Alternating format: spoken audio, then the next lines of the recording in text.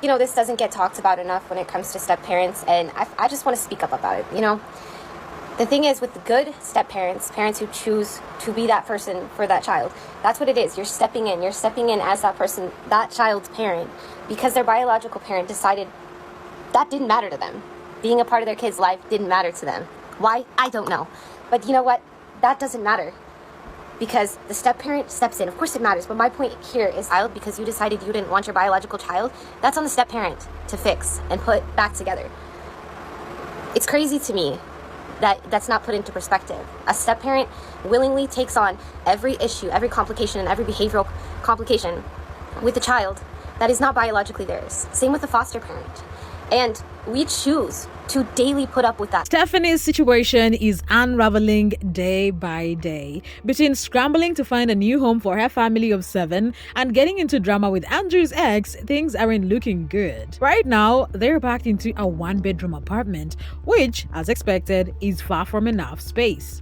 The eviction was supposed to push them towards something bigger, something more livable, maybe a 3-bedroom, so her kids wouldn't have to sleep in the kitchen anymore. But here's the problem. Stephanie's income doesn't qualify her for anything more than a 2-bedroom, and those are typically capped at 5 occupants. For her family of 7, that's a major issue. With less than 2 weeks before eviction, what are her options? Will she somehow secure more income to get into a bigger place? Or will she try to squeeze her family into a space that legally isn't meant for them? And just when housing should be her top priority, Stephanie is knee-deep in online drama, feuding with Andrew's ex, Alita.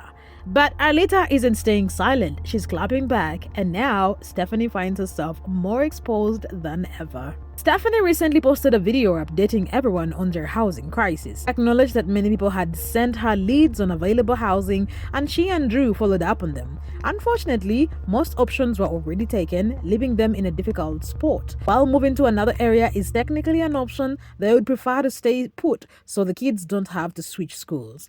The emotional toll of an abrupt relocation can be heavy on children. I wanted to start this video off by saying thank you to everybody who's taken the time to reach out and let us know of housing resources that you know of. Both Drew and myself have called every single one of those resources, as well as every resource 211 has given us. But unfortunately, just like we were met with months ago when we tried to relocate, every resource that I've called is just tapped out in this area. We're not completely locked into staying in this area. We are open to moving a little bit out of the area if that's what we need to do. But it would be great to stay in the area and keep the kids in the school they're well established in. Like I mentioned, our income has not changed too drastically from the last time that we tried to apply for other apartments. That being said, we still don't qualify income-wise for anything more than a 2-bedroom. Maximum capacity for most 2-bedrooms is 5 people, and we have 7. Of course, it would be incredibly ideal to be in a 3 or 4-bedroom, but income-wise, we still can't afford that. I'm quite frankly sick of seeing comments about y'all acting like this is just on Drew and he's some kind of deadbeat. He didn't just outwardly quit working just because I started making money on social media. Back when Drew was working his W-2 jobs, he had a tremendous health decline, and that is why we made the choice to start doing self-employment. And when it seems like the right time, we'll open up to our community about those health issues. Okay. But at the same time, isn't stability and a roof over their heads the bigger priority right now? Beyond just location preferences, the real issue remains their financial situation. Stephanie openly admitted that their income hasn't increased significantly since they last attempted to find houses. They are still only eligible for a 2-bedroom, but with 7 people in the family, that creates a whole new set of problems. Legally, most 2-bedroom apartments have a maximum occupancy of 5 people. That means they either have to find a rare exception or make some very difficult choices. It's not just a numbers game, it is a serious predicament. If they can't qualify for more space, what will they do? Are they considering trying to bypass occupancy rules? Will they attempt to negotiate with landlords, hoping someone will make an exception? Or are they expecting financial help from their audience or supporters? Rather than focusing entirely on these urgent housing challenges, Stephanie took a detour in her video, shifting the conversation to the backlash Drew has been receiving online. The criticism? Many have labeled him a deadbeat. She defended him, of course, claiming that he had previously been paying child support to his ex, Alita, through garnishments. However, once he left his job, these payments stopped entirely. That, she alleged, wasn't entirely his fault. So I know I said I was going to do the voiceovers just about anywhere in the home and just get them done, regardless of the chaos in the background and the distractions that might pop up. That's definitely proving to be a lot harder for my ADHD brain than I gave credit to. See, because when I hear people rambling about floor is lava in the background when I'm trying to talk about my voiceover, all I can think about is floor is lava. 9 times out of 10, I'm sitting here trying to edit and my kids pop up and want to tell me something about their baby dolls or whatever the heck. And instantly my brain is stuck on some baby dolls. I had this voiceover completely planned out. I had some things I wanted to talk about. One thing about my content is that I want it to be relatable and I want it to be realistic. Realistically, a mom with 5 kids and a family of 7 living in a 1-bedroom apartment. One of us gets alone time except when we go in the bathroom. Like I'm held at some kind of ridiculous standard because what mom would not be overstimulated by never getting alone time? I most definitely don't get alone time in the bathroom either because my kids be popping in there every time I'm in there. This isn't me complaining because I'm not the type to complain about being a parent. It's me trying to give a little more insight to what it's like to be a family of 7 in a 1-bedroom apartment. And I know y'all think that that's completely our fault. And the fact that you don't want to turn around and blame America's downfall on the people who are actually in fault for that is why the fuck it's never gonna change. This is a whole other thing because I know you'd be like, oh my god, she be showing her toes in the video. Oh, what the fuck, we have toes. I told you I was gonna be realistic. I mean, I'm not gonna cut my dang toes out the video. Now this is about to sound cliche, but I don't really give a frick. When I turned 30, I decided I'm not gonna keep holding back my personality to make y'all comfortable. It's what I can be a God-fearing woman who still curses. I can rock slides in my own damn house and it doesn't have to bother anybody. It can bother you, and guess what? It doesn't have to bother me that it bothers you. I can have a more enthusiastic tone to my voice, and if you decide that it sounds like I'm aggressive, okay, then that's what you decided. I'm not gonna keep holding back to make y'all comfortable. In fact, let me make your skin itch with our reality. One thing's for damn sure, I'm not gonna hold back anymore. I could potentially be halfway done with my life if I'm lucky. I've always had all these ambitions and I've let things hold me back, mainly because of other people's opinions. If I fail to push myself, I'm not failing myself, I'm failing 5 little people. And those 5 little people mean the world to me. But whether I look an idiot to you or not, I'm gonna keep showing up for my family. You ain't seen nothing yet. But let's take a step back. Child support payments are meant to be consistent, and by leaving his job without a backup plan, Drew effectively cut off child support for his child.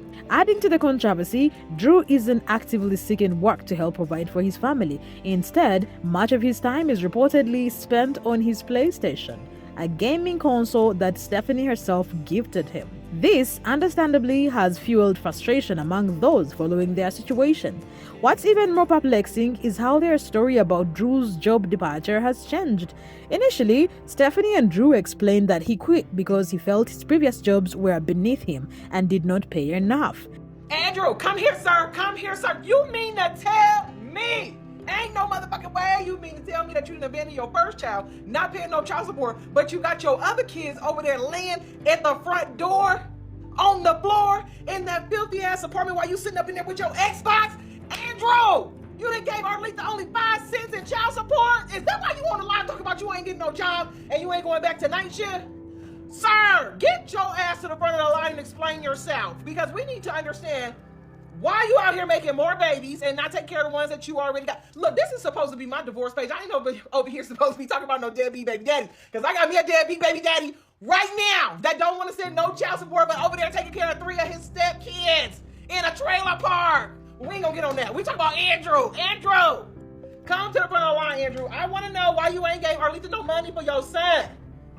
That's what I want to know. And let me tell you something. Now, with mounting criticism, Stephanie is offering a different explanation, saying Drew's health had significantly declined while working his W-2 jobs, prompting them to pursue self-employment instead.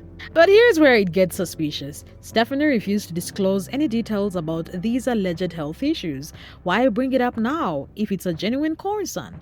And why wasn't this mentioned when they first explained his decision to leave his job? If it were truly a serious health issue, wouldn't that have been a key part of their initial reasoning? It's moments like these that leave people questioning whether this is just another attempt to rewrite their narrative. Was this always the real reason Drew stopped working, or is it a convenient excuse now that the pressure is on?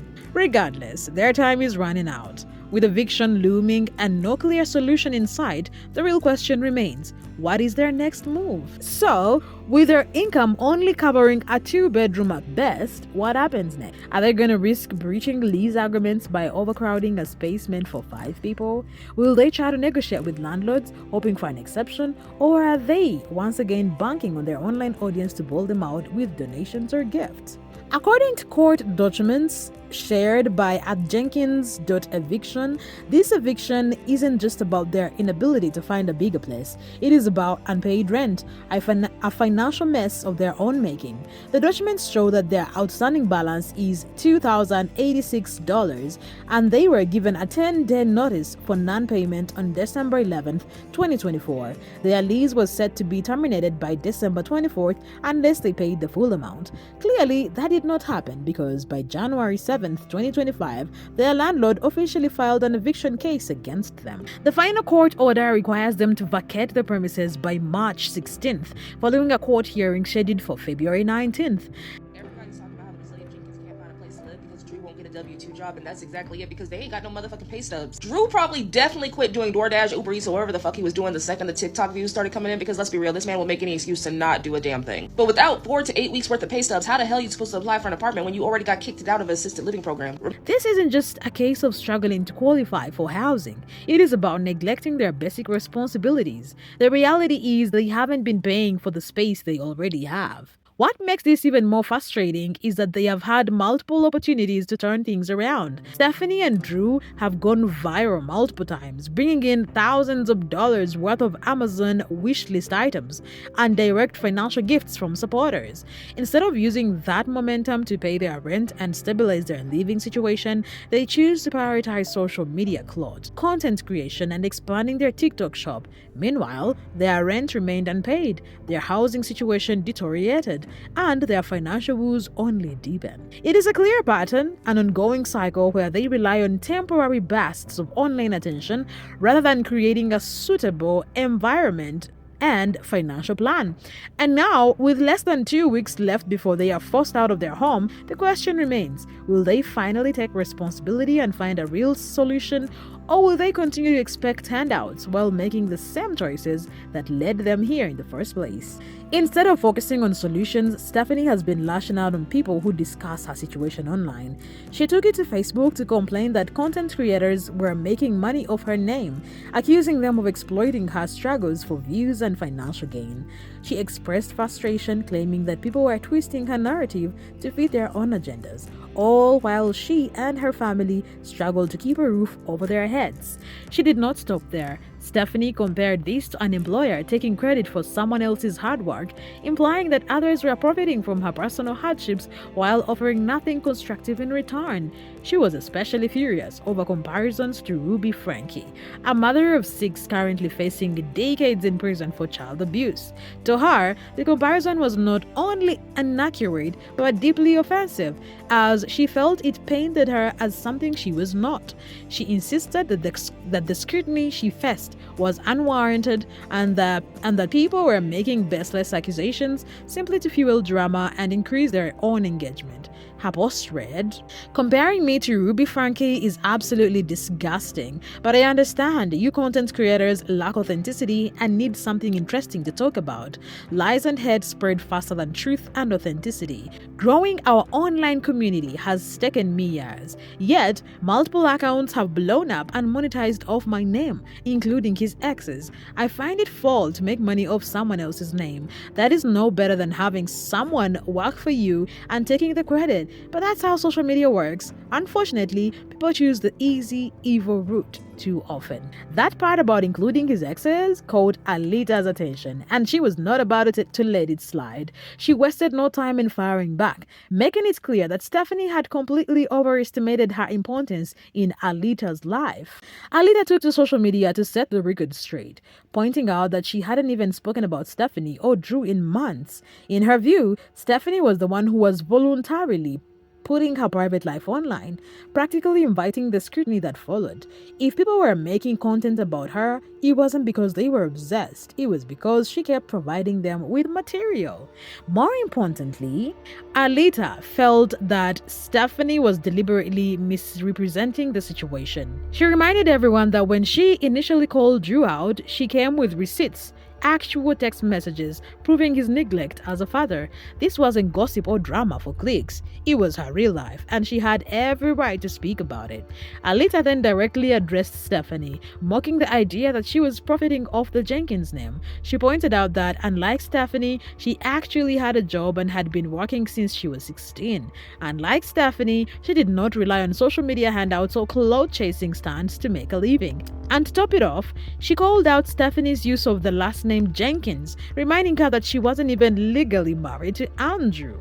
Ouch. But the biggest bombshell, Alita hinted that the eviction wasn't even the worst of what was coming for Stephanie and Drew. She did not give details, but she made it clear this was just the beginning. So what exactly does she know? Another legal issue about to surface? Whatever it is clear that the Jenkins troubles are far from over.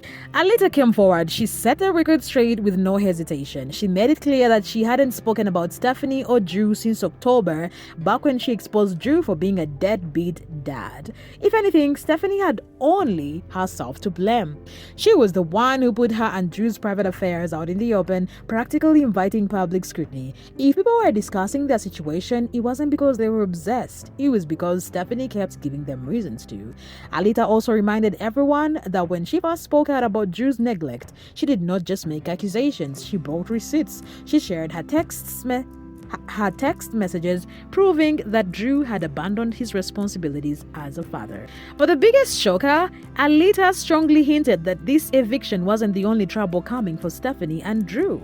Though she did not drop specifics, she made it very clear karma was on its way. Could she be planning legal action for unpaid child support? Is there more hidden drama about to be exposed? Whatever it is, Alita's confidence suggested that the Jenkins problems were just beginning. Stephanie and Drew have less than 2 weeks to figure out their next move. Will they secure a place in time? Will Drew finally step up and continue financially? Or is this the beginning of an even bigger downfall? One thing is for sure, Stephanie may be loud online, but her reality is getting harder to ignore. What do you think? Drop your thoughts in the comments and don't forget to like and subscribe for more updates on this situation.